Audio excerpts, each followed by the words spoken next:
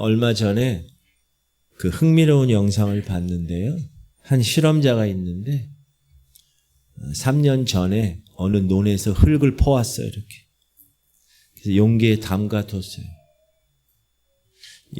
담가두고 3년간 그냥 물 한 방울 주지 않고 방치했어요. 완전히 바짝 마른 흙에 물을 부었습니다. 저 마른 흙에 물을 부었어요. 그랬더니 놀라운 일이 일어났습니다. 하루, 이틀, 한 주, 2주 지나고 나서 보니까 그 흙에서 생물들이 나타나기 시작했습니다. 트리옵스라는 생물이 눈에 보이고 긴 꼬리 투구 새우가 눈에 보이고 시간이 더 지나니까 달팽이들도 보이고 더 시간이 지나니까 새우, 풍년 새우들이 저렇게 대량으로 태어나게 되었습니다. 여러분, 3년간 방치된 흙이었어요. 생명력이 전혀 없어 보이던 죽은 흙이었어요. 근데 뭐가 들어가니까? 물이 들어가니까 그 안에 죽었던 것 같은 생명이 살아났습니다. 사랑하는 성도님들, 이것이 바로 하나님이 창조하신 창조 세계의 신묘막측한 상황입니다. 여러분, 이 얘기를 들으면 무슨 생각이 나요?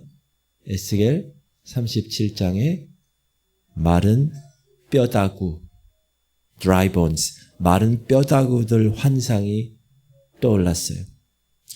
에스겔 37장에서 하나님은 에스겔 선지자한테 야, 에스겔, 너 저 골짜기로 가.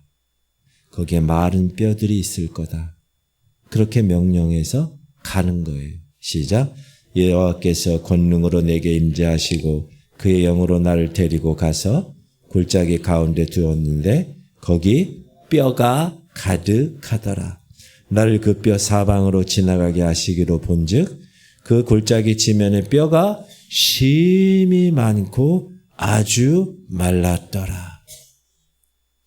뼈가 단순히 많았던 게 아니라 심히 그리고 아주 말라버린 이 표현에 주목해야 합니다.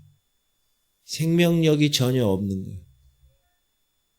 완전히 죽어버린 상태. 그 마른 뼈들을 보고 있는 이 에스겔에게 주님이 질문하세요. 시작. 그가 내게 이르시되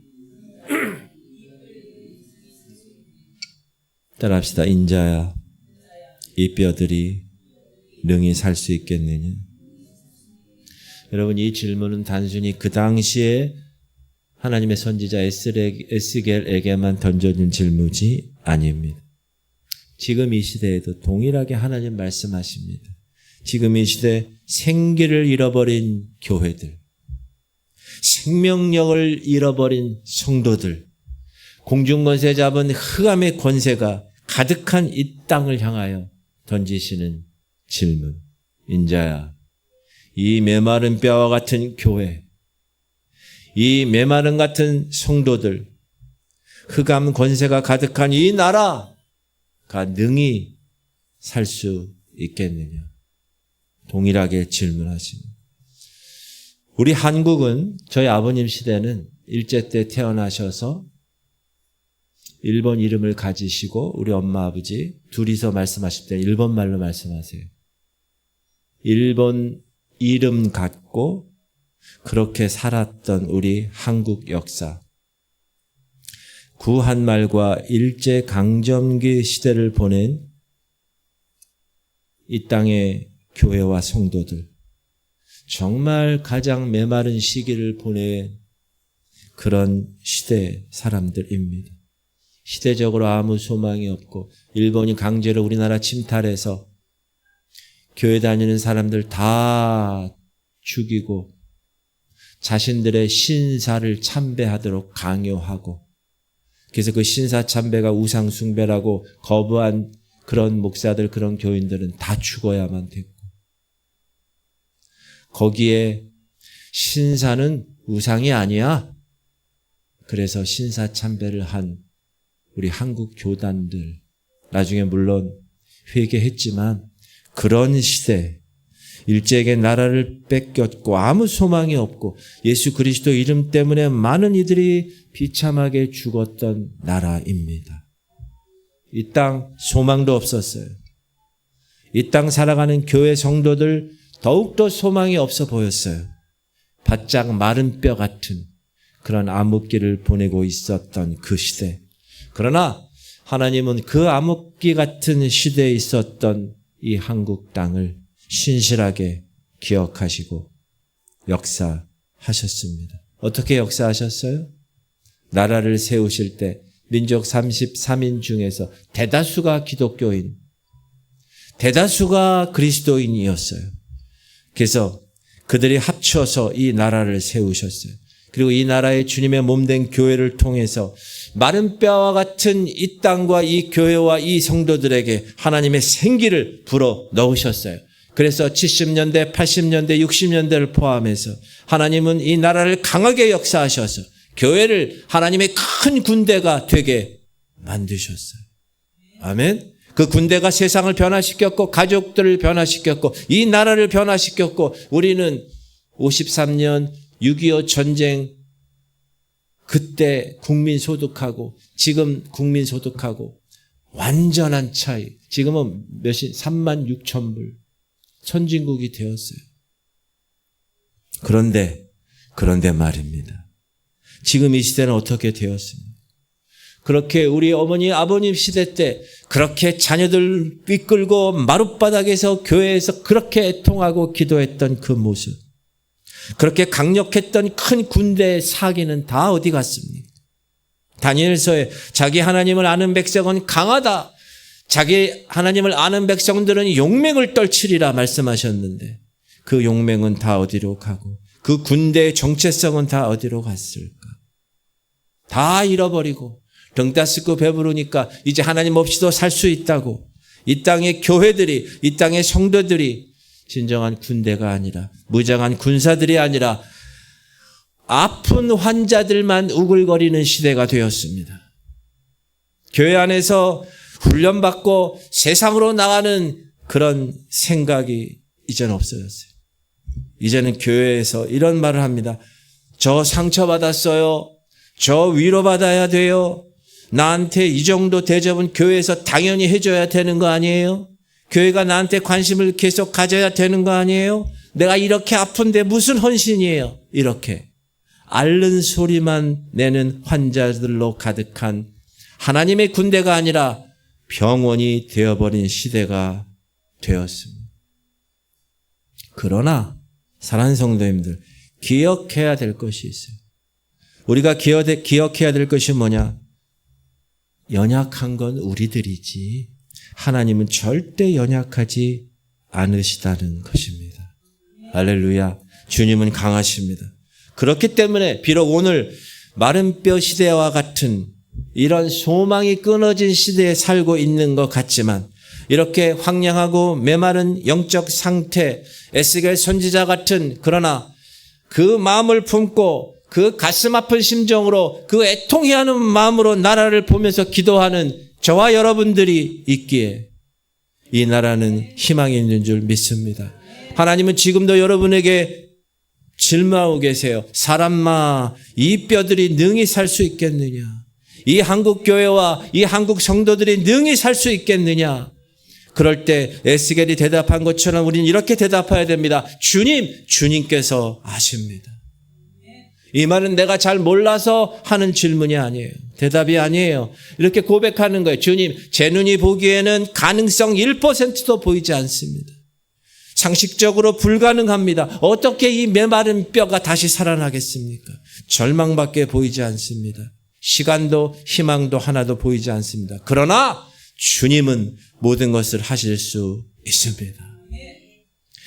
주님이 하시면 모든 것이 가능합니다. 우리가 주님이 주되심을 선포하고 주께서 보이지 않는, 소망이 보이지 않는 이 땅과 이 교회와 성도들에게 하나님의 성령으로 아름다운 천국의 꽃을 피우실 줄 믿고 나아가는 그런 여러분이 계시다면 하나님은 포기하지 않으실 것입니다. 왜? 이것을 위해서 예수님이 이 땅에 2000년 전에 오셨기 때문에 그렇습니다. 흑암의 권세 아래 놓여 있었고 소망이 보이지 않은 마른 땅 같은 수많은 인생들을 살리시기 위해서 메마른 뼈와 같이 죽음의 길로 이제 걸어가는 저 처절한 영혼들을 건지시려고, 그리고 그들에게 생기를 불어넣으시려고, 그래서 하나님의 거룩한 군대로 세우시기 위해서, 영접하는 자 곧 그 이름을 믿는 자들에게는 하나님의 자유의 권세를 주시기 위해서 그분이 오신 거예요. 하나님의 본체시지만 하나님과 동등됨을 취할 것으로 여기지 아니하신 그분, 사람의 몸을 입고 이 땅에 오셔서 죽으신 주님, 십자가에 달려 돌아가신 주님, 그러나 부활하신 주님. 할렐루야. 오늘은 종료주일이에요. 종료주일이 뭡니까, 목사님? 예수님이 사람으로 이 땅에 오셔서 33년 다 사시고 우리의 죄를 해결하시기 위해서 십자가에 가시기 전에 예루살렘으로 가시는 날, 종려나무 가지, 팜트리, 종려나무를 가지고 흔들면서, 야, 기적을 베풀었던 저 예수가 메시아야? 오병이어 사건을 통해서 5,000명 이상을 먹인 사람이 저 사람이야? 저 사람만 우리의 리더가 되면 우리는 이 로마의 치하에서 해방될 수 있어? 라는 마음을 가지고 수많은 사람들이 예수 그리스도 그분이 예루살렘으로 가는 걸 박수치면서 그렇게 종려나무 가지를 들고 그렇게 찬양했던 날이 오늘이에요. 종료주일. 전 우주 역사 중에서 가장 중요한 역사, 가장 기가 막힌 생명의 역사, 하나님의 사랑의 완성인 역사, 그 십자가, 그 십자가를 지시기 위해서 예루살렘에 입성하신 예수 그리스도의 모습을 생각하는 주일이 종료주일입니다. 예수께서 예루살렘에 들어가실 때 수많은 군중들이 나왔어요. 왜? 그동안의 예수님의 행적을 아니까. 이야, 그래서 호산나를 외쳤어요. 저렇게 종려나무를 가지고 호산나를 외치는, 자신들이 메시아라고 생각한 그분이 들어오는 거예요. 야, 드디어 며칠 안 남았구나. 축제의 날이었어요. 드디어 예수 선생님이 기적을 일으켜서 로마의 정치적인 압제로부터 자신들을 해방시켜 줄 것이라고 믿었어요. 수많은 인파들이 들어와서 예수님을 환영하고 웃기도 하고 들떠있고 누군가 노래도 부르고 춤도 추고 악기도 연주하면서 굉장한 축제의 분위기가 되었을 거예요. 그런데 그 들뜨고 떠들썩한 모습에 주목하지 않으시고 그 떠들썩한 그 한복판에 그들 가운데 초라한 나귀 새끼를 타시고 지나가시는 예수님의 모습, 그 모습에 여러분 오늘 포커스를 맞추시기 바랍니다. 예수님은 그때 어떤 생각을 하셨을까? 여러분, 우리가 성화를 보면 어느 집에 신방 가면 예수님이 딱 있죠. 또 어디 교회도 예수님이 다 있어요. 그러면 어떻게 이 화가들이 그리냐 하면 서양의 멋진 남자의 모습으로 그려요. 머리 좀 기르고 이렇게 쫙. 예수님 하면 우리가 떠올리는 이미지가 그거예요. 그러나 사실 2000년 전 예수께서는 그런 모습이 아니셨어요. 그분은 출생부터 초라하셨어요. 만왕의 왕, King of Kings, 만주의 주, Lord of Lords, 그런 분이 화려한 왕궁에서, 귀족 가문에서 아니에요. 천한 목수 아들로 말밥통 마국간 구유에서 태어나셨어요. 가장 볼품없고 가장 초라한 장소에서 예수님은 직접 말씀하신, 나는 인자는 머리 둘 곳이 없다. 전통에 의하면 예수님 어렸을 때 아버지 요셉은 일찍 돌아가시고 집안의 가장 역할을 예수님이 하셨어야 했습니다. 목수라는 직업, 당시 아주 천한 직업.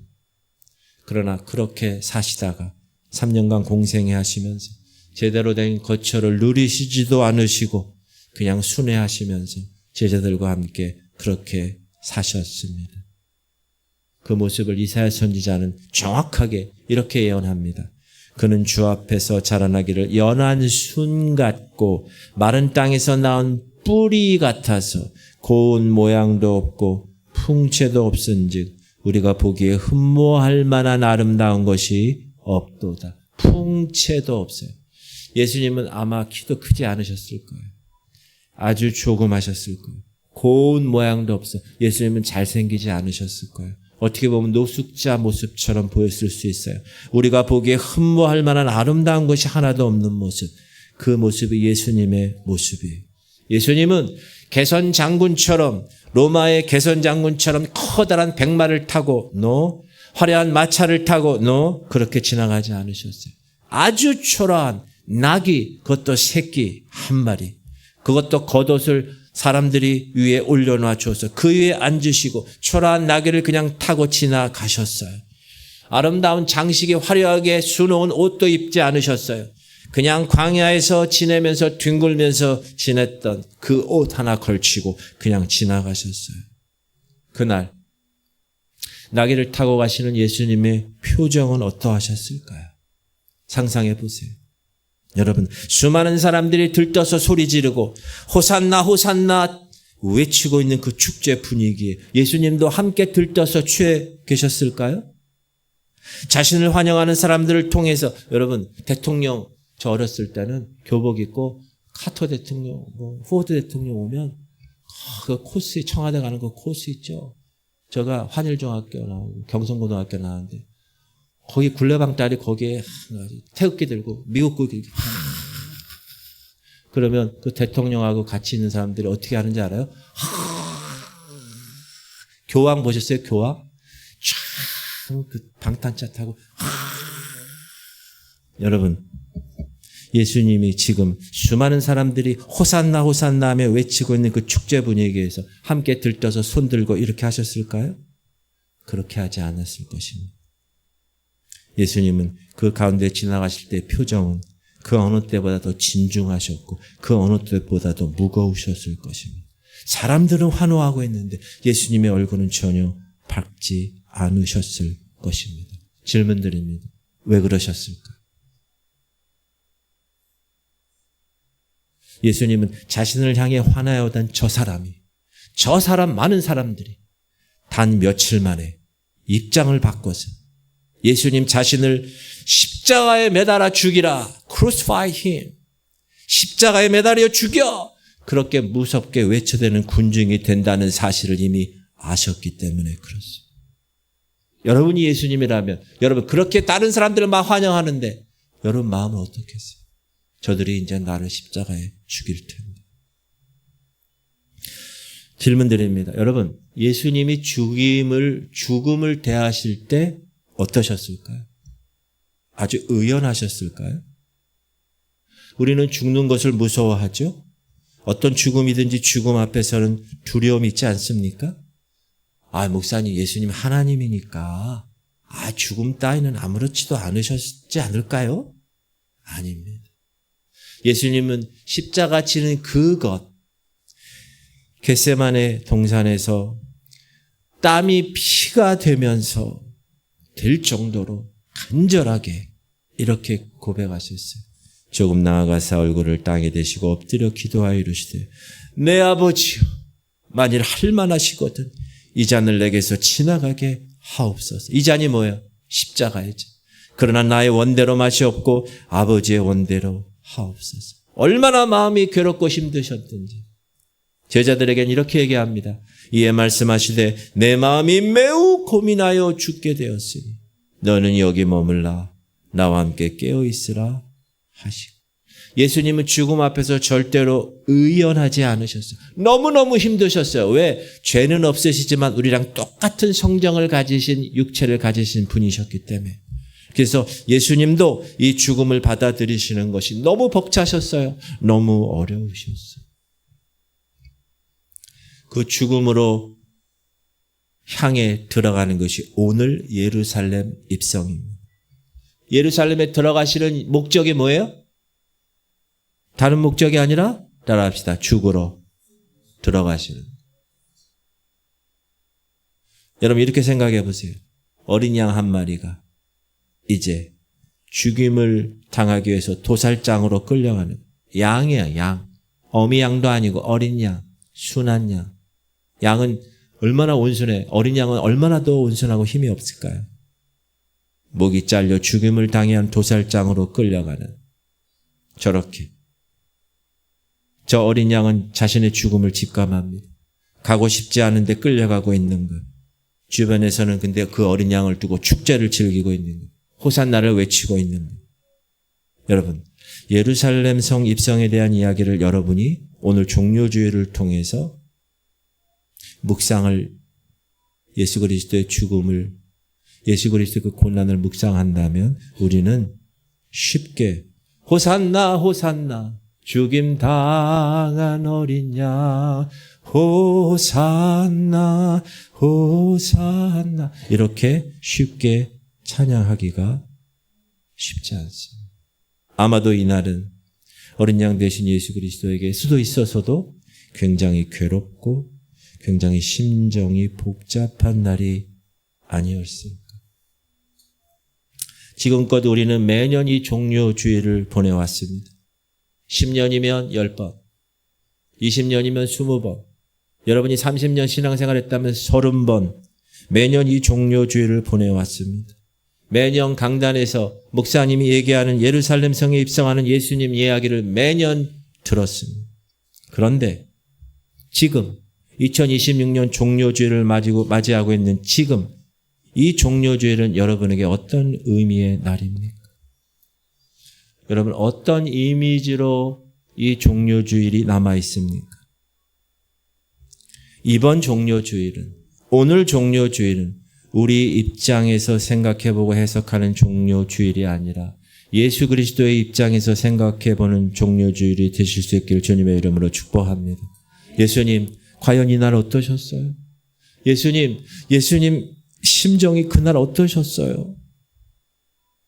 그 당시는 그 누구도 예수님의 심정을 헤아려 드리려고 한 사람이 없었습니다. 모두가 예수님을 보면서 지금 행하신 그 기적들, 앞으로 행하실 기적들, 로마 군대를 다 쿠데타를 일으켜서 해방을 줄 그거에만 주목했습니다. 그래서 호산나를 외친 거예요. 그분 자체에 관심을 두고 있는 사람은 아무도 없었습니다. 3년간 같이 먹고 자고 했던 제자들조차도 무심했습니다. 예수님의 죽음을 준비하는 향유를 부을 때 왜 그거를 붓느냐고, 가난한 사람에게 팔아서 그거 도와주면 얼마큼 좋겠냐고 그렇게 예수님의 죽음을 무관심했던 제자들. 지금 십자가 앞에 예수님 죽기 전인데, 야, 예수님이 쿠데타 일으켜서 정권 잡으면 너 뭐 할래? 너 국방부 장관 할래? 누가 더 크니? 우리 중에 누가 더 높으냐? 지금 예수님 죽음이 코앞인데 제자들은 이런 생각을 하고 있었어요. 3년 동안 같이 다녀고 예수님에게 직접 성경 공부하고 그렇게 살았던 제자들조차도 예수님의 그 심정을 헤아리지 못했습니다. 그런데 무서운 것은 이것입니다. 따라합시다. 지금 이 시대도 달라진 게 없다. 지금 이 시대도 사람들은 무거운 얘기 듣기 싫어합니다. 강단에서 선포되는 십자가를 부담스러워합니다. 마음이 무거운 이야기라고 합니다. 교회가 십자가와 무거운 이야기를 전하기보다는 축제 분위기만 좀 했으면 좋겠다라고 생각합니다. 제가요, 지난주 큰 교회를 방문했어요. 근데 그 교회에 목사님이 새로 간 4대째예요. 목사님이 새로 간 목사님이 한 1년밖에 안 됐어요. 그래서 그 교회에 처음에 1대 목사님이 개척을 하셔서 크게 성령으로 완전히 부흥시키고 2대 목사님 계시고 3대 목사님이 작년에 1년 전에 원로 목사가 되신 거예요. 이 목사님이 이제 4대 목사로 그 교회에 가신 거예요. 그래서 설교를 역대 목사님들의 리더십을 통해서 하나님께서 이 교회를 이렇게 사진을 이렇게 1대, 2대, 3대 이렇게 보여주면서 하나님께서 이 교회를 이렇게 이끄셨습니다. 여러분. 그렇게 설교를 했어요. 그렇게 설교할 수 있죠. 그렇죠? 그때 그 예배가 끝나고 나서 그 교회 장로들이 나와서 기분 나쁘게 목사들 사진 넣고 그렇게 얘기를 하고, 이 교회를 목사들이 했는가? 장로들이 했지. 그렇게 얘기했다는 소식을 들었어요, 제가. 이게 우리 한국교회의 성적표입니다. 어느 목사님이 어느 이제 큰 집회에 선교사님을 초대했어요. 그분은 그 교회 담임 목사로 취임한 지 얼마 안 되는 분이셨어요. 그 목사님은 이 교회 성도들에게 정말 십자가의 복음을 제대로 알려줘야 되겠다. 그런 마음이 있었어요. 그래서 선교사님을 초빙한 거예요. 성령 충만한 선교사님. 근데 이제 사석에서 식사하다가 선교사님, 제가 이 교회 부임한 지 얼마 안 됐습니다. 내가 이 교회에 십자가 복음을 전하는 것을 나의 사명으로 삼고 이 교회 성도들에게 십자가 복음을 생생히 살아있는 복음을 내가 정말 전해야 되겠다 하고 강단에서 아주 강하게 죄에 대한 얘기하고 십자가에 대한 복음 얘기하고 죽음에 대한 얘기하고 지옥에 관한 얘기하고 천국에 관한 얘기를 했습니다. 그랬더니 그 교회 중직분들이 단체로 찾아오셔서 목사님에게 하는 이야기가, 목사님, 그런 설교 그만하시라. 그렇게 얘기했습니다. 그러면서 지금 현대사회를 살아가는 성도들이 얼마나 힘들게 사는지 아냐.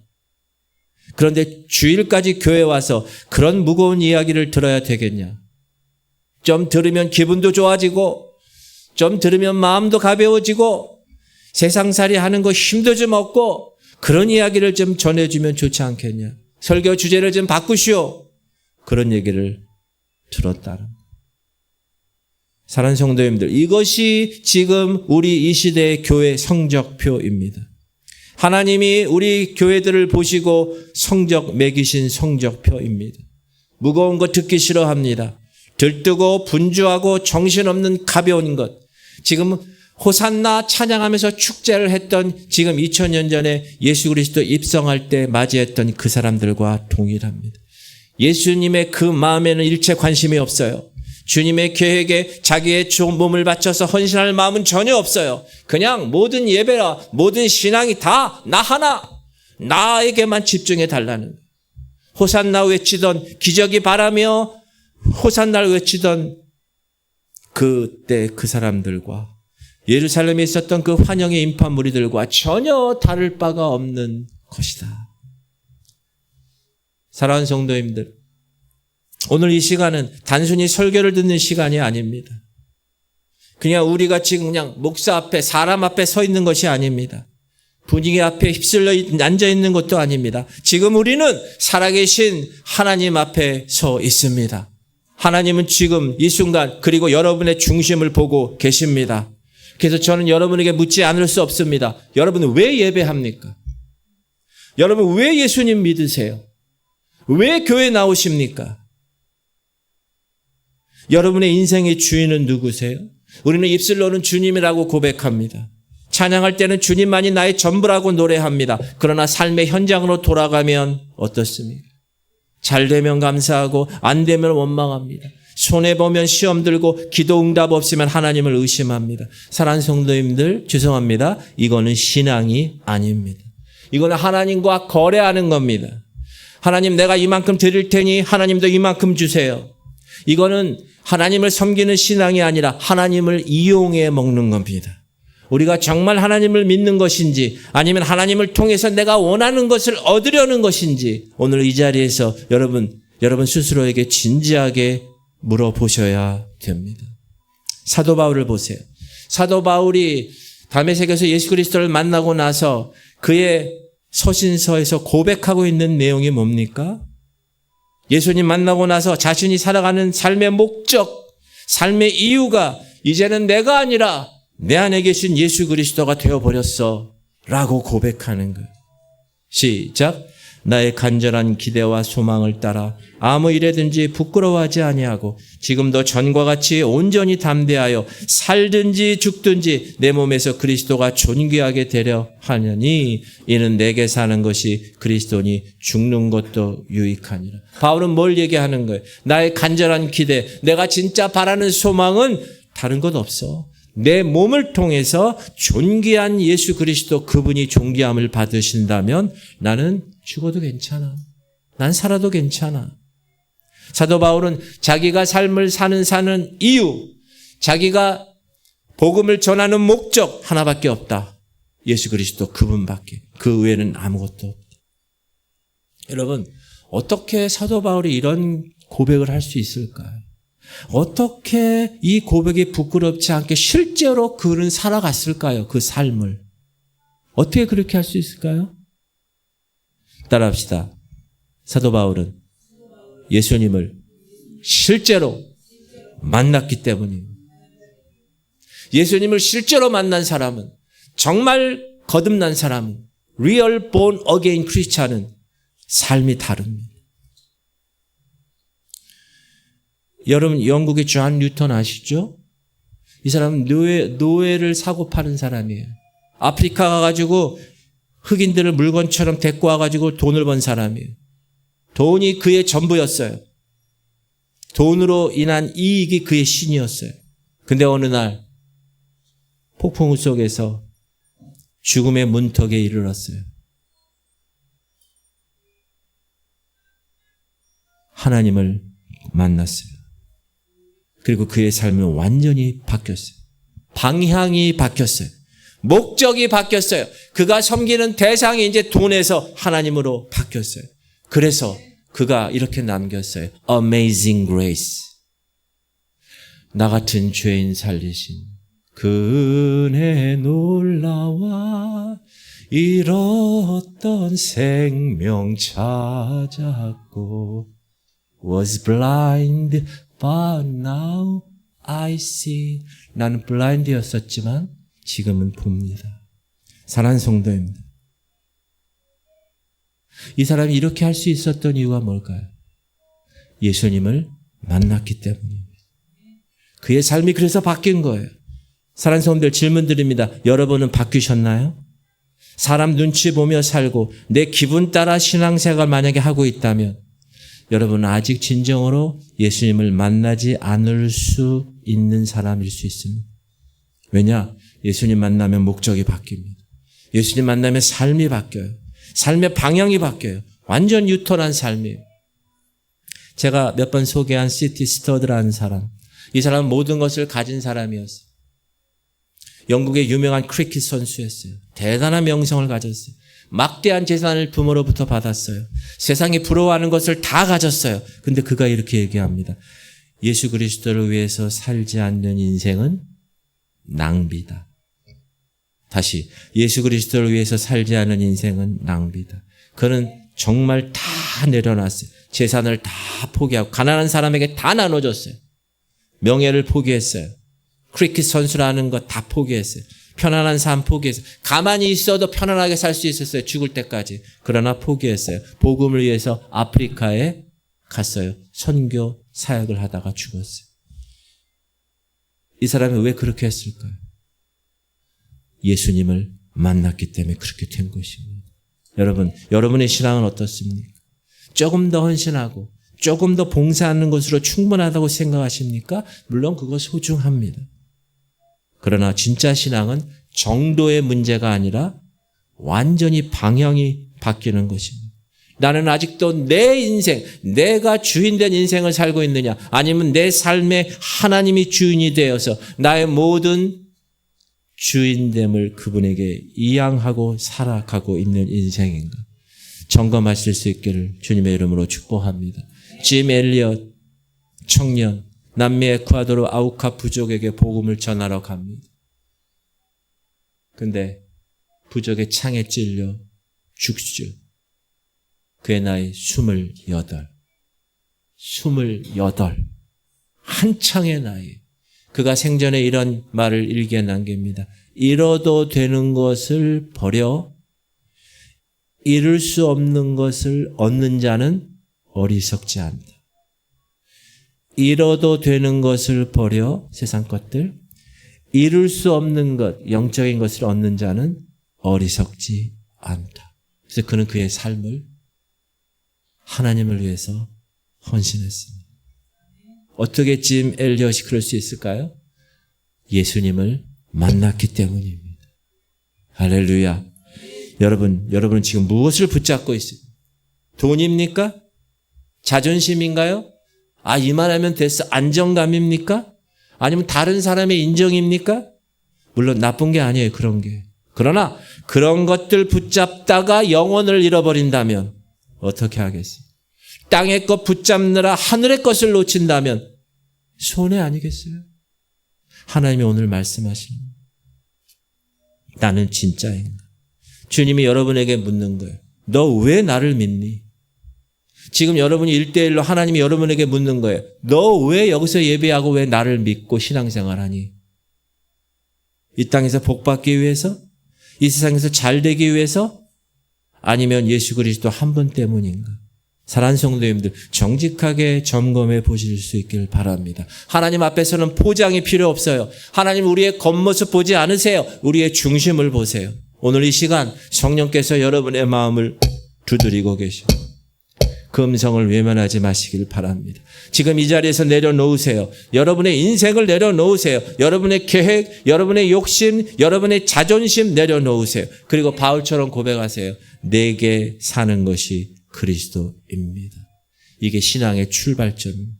이게 제자의 삶의 출발점이에요. 내가 주인 된 삶이 아니라 내가 예수님 만나고 나서는 이제 예수 그리스도 그분이 주인이 된 삶으로 내가 바뀌었습니다. 그것이 오늘 우리에게 필요한 결단입니다. 사도 바울은 자기를 대신해서 고난당하신 예수님, 자기를 대신해서 죽임당하신 그 어린 예수 그리스도의 그 은혜를 임팩트하게 깊이 알고 깨달았던 사람이에요. 그래서 그는 자기의 삶을 통해서 계속 기록하는 거예요. 로마서를 기록하고 에베소서를 기록하고 갈라디아서를 기록하면서 계속 말하는 거예요. 무엇을 얘기하는 거예요? 무엇이 은혜고 무엇이 의이고 무엇이 대속인지를, 십자가, 보혈, 대속 이야기를 그의 서신서를 통해서 계속 이야기하고 있는 거예요. 바울은 그 십자가의 은혜를 깊이 깨닫고 체험한 사람이에요. 다메섹 도상에서 부활하신 예수님을 직접 만나고 그 십자가의 진리를 온전히 깨닫고 어린 양 되신 예수 그리스도를 만난 이후로는 이제 자기의 세상 성공의 도구가 아니라 하나님의 거룩한 종으로, 무익한 종으로 자기가 가지고 있던 세상 영광을 버린 사람. 예수 그리스도를 위해서 받는 그 고난을 달갑게 여기고 고난도 사명으로 여기고 그리고 마지막 때는 그 고난 때문에 참수형을 당하는 순교의 자리까지 가게 된 바울. 근데 여러분, 바울만 그랬나요? 초대교회 성도들 보세요. 그 신앙 때문에 사자밥이 됐어요. 불에 태워졌어요. 초대교회 성도들만 그랬나요? 지금 이 시대에도 이 시대 속에 북한에 고난받는 교회 성도들, 지하교회에서 목숨 걸고 예배 드리는 사람들, 중국 지하교회 발각되면 죽는 이슬람권의 신앙인들, 이슬람권에서 목숨 걸고 신앙생활하는 성도들, 선교지의 그 현지 성도들, 이 성도들은 여러분 예수님을 위해서 받는 손해 정도가 아닙니다. 목숨을 걸고 예배 드리고 예수 그리스도를 위해서 죽는 삶, 그 길을 지금도 우리가 알지 못하는 곳에서 그 길을 걸어가고 있다는 사람이 있다는 사실을 기억하실 수 있기 바랍니다. 그러면 우리 신앙은 어떤가? 정말 우리가 은혜를 알고 있는가? 정말 우리가 그 십자가가 내 마음 가운데 가득 차고 있는가? 정말 십자가를 내가 만났는가? 그 복음을 내가 정말 알고 있는가? 도대체 우리는 예수님을 무슨 목적으로 믿고 있는가? 내 중심에는 무엇이 자리 잡고 있는가? 여러분 스스로에게 다시 한번 질문해 보실 수 있기 바랍니다. 그 신앙의 최종 목적지가 예수님이 아니라 내가 들어가 있다면 그것은 죄송합니다. 신앙이 아닙니다. 예수 그리스도가 그 자리에 계셔야 됩니다.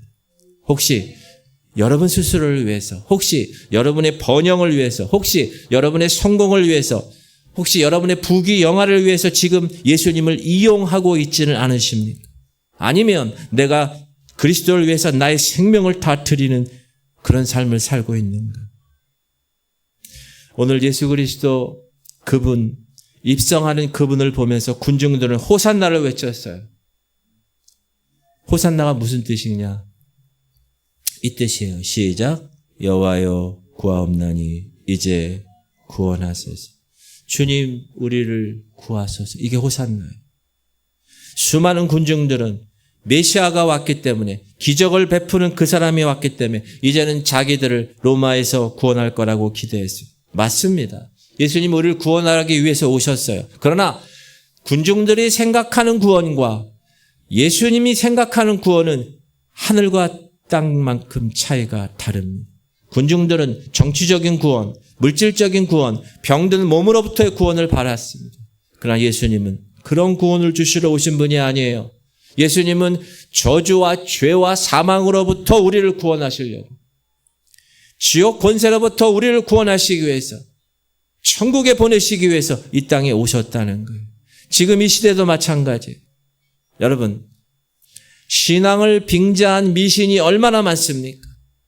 자신들의 필요, 자신들의 소원 성취를 위해서 호산나 호산나 외치고 있는 사람들이 이 시대에 얼마나 많습니까? 정말 많은 사람들이 많은 교회에서 예배를 드리고 있지만 정말 예수님의 심정을 헤아리려고 하는 사람들이 얼마나 될까?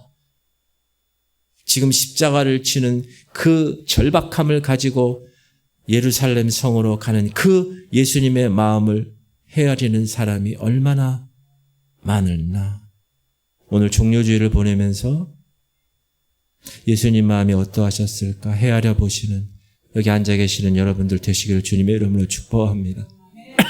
그런 사람들이 성숙한 사람이 내 행복을 위해 사는 게 아니라 주의 영광을 위해서 사는 여러분 되시기를 주님의 이름으로 축복합니다.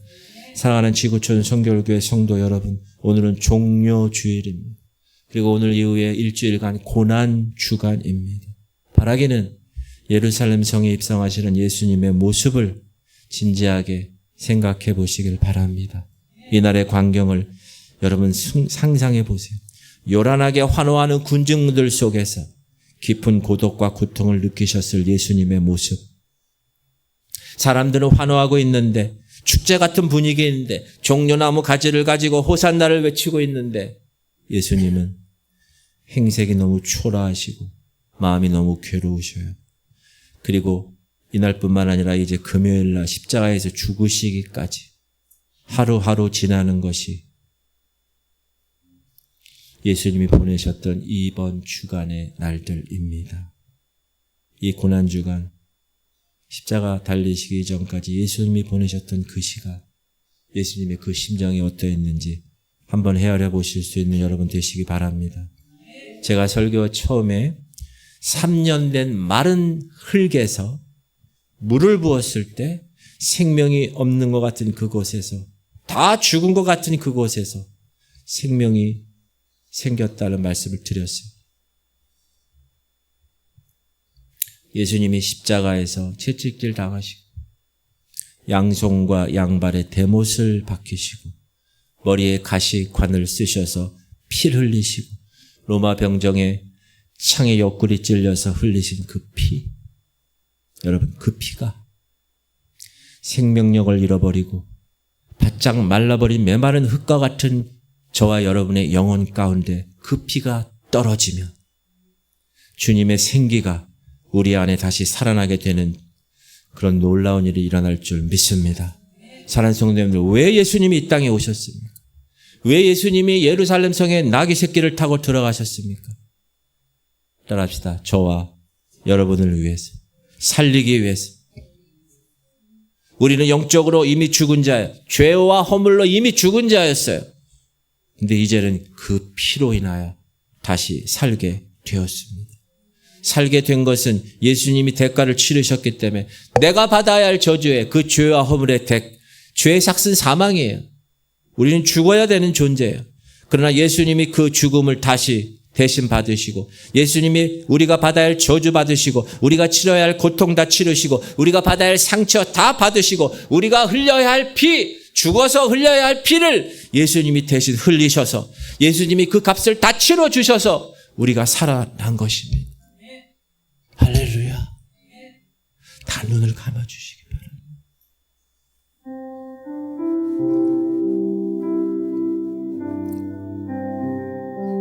지금 이 자리에서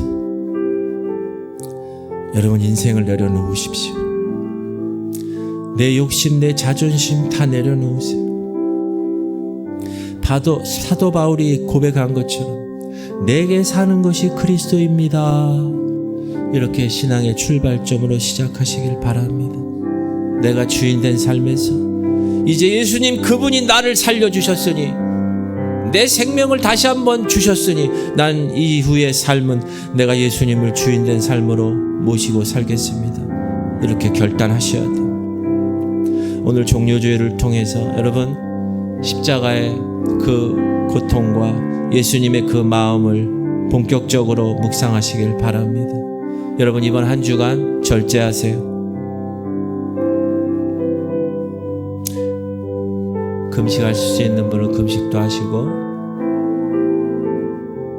밥도 조금씩 드시고 십자가만 생각하시고 하나님 왜 나랑 아무 관계도 없는 그분이 나 때문에 왜 죽으셨을까? 나를 사랑하시니까 그게 하나님의 사랑이니까 그 사랑을 매일매일 이번 한 주간 묵상하시기를 주님의 이름으로 축복합니다. 약한 나로 강하게 우리가 이 찬양 지금 부를 텐데 그 전에 아무 생각 없이 불렀다면 오늘 지금 부를 때 예루살렘에 입성하시는 그 예수 그리스도의 심정으로 그 심정을 우리가 이해하면서 한번 외쳐 부르는 호산나의 고백이 되기를 바라면서 우리 찬양합시다.